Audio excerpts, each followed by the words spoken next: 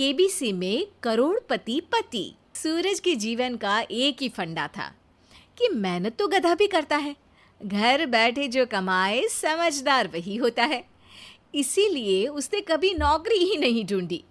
इस बात से हालांकि उसकी पत्नी शिखा बिल्कुल भी अग्री नहीं करती थी, पर फिर भी सूरज को समझाना बेकार था। टीवी में कैसे बनोगे करोड़पति का ऐड देखकर उसे लगा कि बस अब तो घर बैठे ही वो करोड़पति बन सकता है, और उसके पीछे उसने अपने सारे सोर्सेस एक्टिव कर दिए।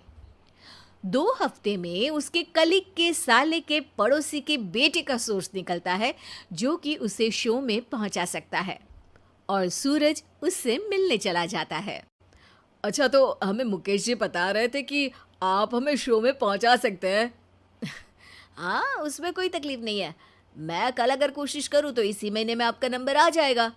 अरे ये तो बहुत बढ़िया हो गया।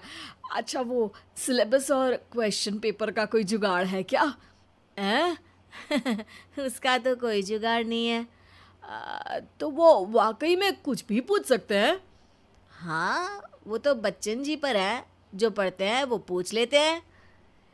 पहली कोशिश फेल होने पर अब सूरज के सामने एक बहुत बड़ा सवाल था कि आखिर जवाब कहाँ से लाए।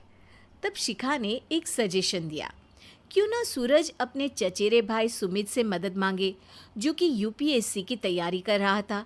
हालांकि इतनी मेहनत करना सूरज को समझ में नहीं आता था, पर कोई और रास्ता ना मिलने पर वो आखिर सुमित से बात करता है। अरे सुमित, हमारा कैसे बनोगे करोड़पति के लिए सिलेक्शन होने वाला है। तुम हमें थोड़े चिट बनाने में मदद करोगे क्या? अरे भैया, चिट बनाए तो सालों हो गए, उसमें हमारा एक्सपर्टीज नहीं है, बल्कि आप बोलो तो हम आपकी पढ़ने में ज़रूर मदद कर सकते हैं। हट, कैसी अनाप शराब बातें कर रहा है तू। सूरज ने सुमित को मना तो कर दिया था, पर तैयारी करने के सिवाय कोई चारा उसे दिख भी नहीं रहा था, खासकर जब 12 के पेपर लीक करने के एक्सपर्ट शुक्ला जो भी हाथ जोड़ लेते हैं। आखिर सूरज को सुमित के पास जाना ही पड़ा, और उसने सुमित और शिखा से वादा किया कि वो बहुत मेहनत करेगा।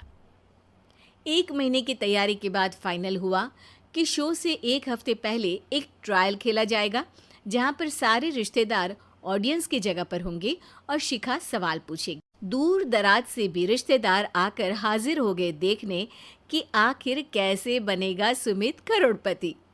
सब कुछ सेट था, और इतने में सूरज आकर अपना स्पीच देता है।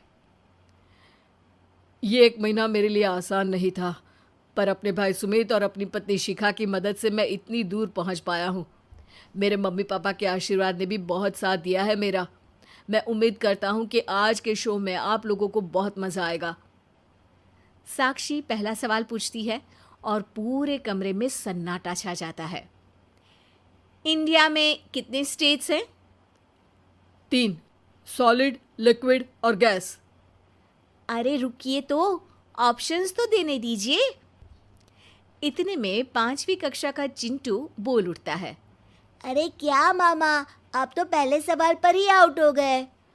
अरे बेटा, पहला सवाल तो ट्रायल होता है ना। अरे तुम अब देखना।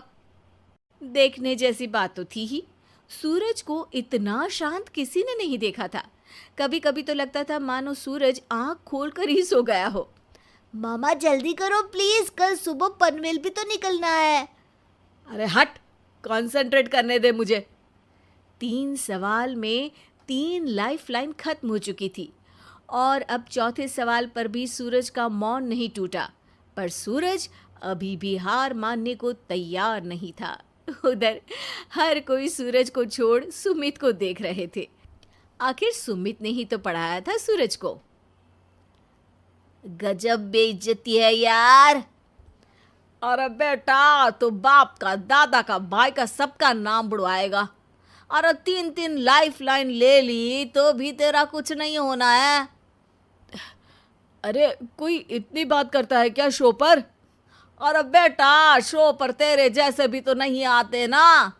सूरज की ये जंग आखिर 1 घंटे बाद 5वें सवाल पर खत्म हो गई, जब उसने इंडिया के नेशनल बर्ड का नाम कहा, कौवा।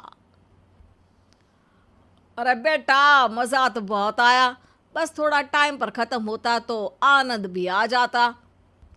ताने बारिश के बूंदों की तरह बरस रहे थे और सूरज को भी समझ आ रहा था कि ये करोड़पति बनना शायद उसके बस के बाहर की बात है।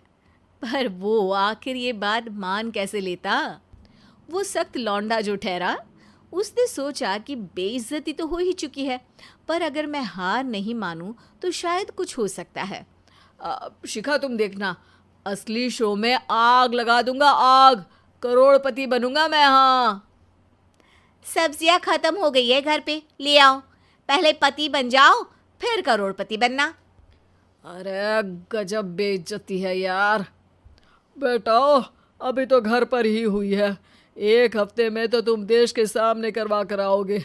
वैसे जब टीवी पर जाओ ना तो बस अपने मम्मी का ही नाम लेना, ठीक है? कोई पूछे तो बोलना कि पापा नहीं है मेरे। अरे पढ़ाई की, पेपर निकलवाए, इतने सारे लोगों को खाना खिलवाया, क्या फ़र्क पड़ा? इसीलिए मैं कहता हूँ कि मेहनत तो गधा भी करता है, घर बैठे जो कमाए वही सिकंदर। लेकिन मामा, गधे भी जानते हैं कि हमारा राष्ट्रीय पक्षी मोर है।